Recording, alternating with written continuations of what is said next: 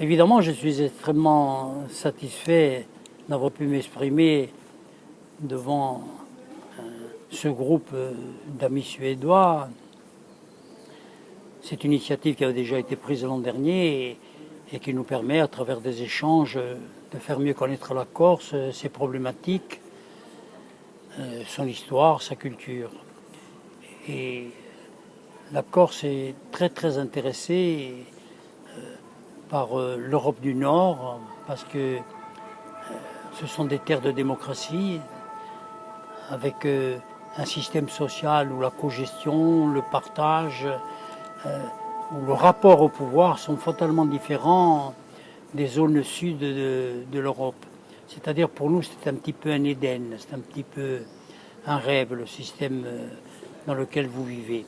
Ici par contre nous sommes dans un système étatique très fort, hyper centralisé malgré les statuts particuliers, et avec un système de clientèle qui est un système qui ne permet pas à la démocratie de s'exprimer pleinement.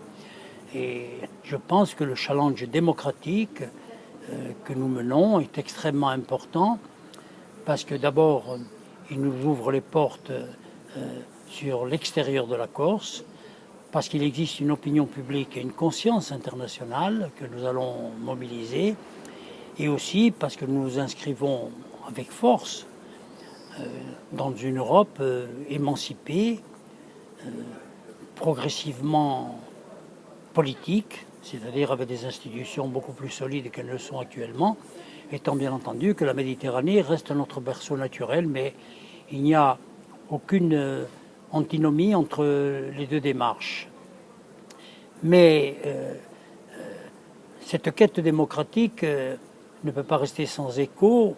Il faut absolument, et nous le faisons par le biais de la non-violence, nous participons très activement à cette croisade avec des amis continentaux et étrangers, par le biais des échanges, par le biais des colloques, des séminaires, des échanges universitaires.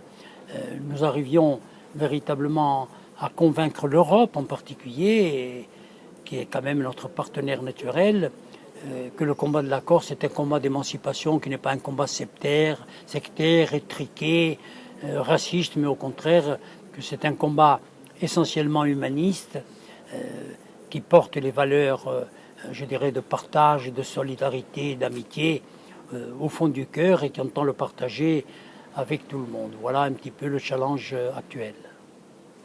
Bien, merci Edmond. Super.